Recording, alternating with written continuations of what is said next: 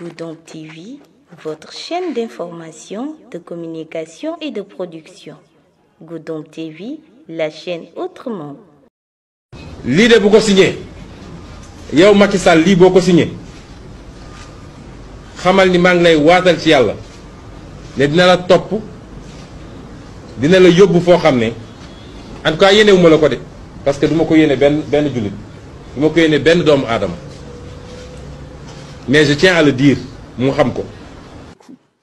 Ces révélations qui font couler beaucoup d'encre au Sénégal. Ousmane Sonko, opposant sénégalais et lanceur d'alerte dans son pays, a affirmé lors d'une conférence de presse que le contrat sur l'exploitation du fer de la Falémé, signé, en passe d'être signé avec une société turque, pourrait, en cas d'aval du chef de l'État, faire perdre au Sénégal plus de 10 milliards de francs CFA. Effectivement man mii maa ko signé ba ma demee Turquie mais ba ma demee Turquie dellu si tamit nee naa leen lii ak lii la ñu bind mais dañu ñëw pour ñu waxtaan MOU ci anglais la mooy li ñu naan expression idiomatique dafa am expression yoo xam ne kenn mënu ko traduire moo ñu dal ci MOU mooy dañu wax ne ñun ba ñu demee waxtaan ak ñoom dañu bëgg a ñëw exploiter suñu fer. nee naa leen MOU boobu c'est un scandale bu ñu signé ak société bu ñuy wax Tosyali une société turque. Tosyali, c'est un investissement turc chez nous.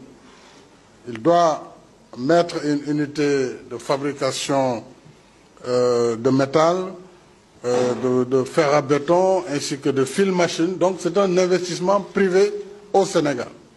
En attendant de soumettre une demande pour faire la remontée de filière, c'est-à-dire au lieu d'importer le fer, de pouvoir aussi voir dans quelle mesure il pourrait être autorisé à exploiter notre fer.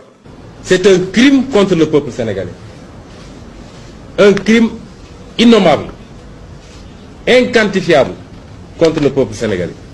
moo tax sa bakkan nga doon joxe pour am ñaareelu mandat parce que jàppoon nga ni boo ñàkkee ñaari mandat bi boo moytul dina saf ci yow ak say jegeñaale. Goudomp TV, votre chaîne d'information, de communication et de production. Goudomp TV, la chaîne autrement.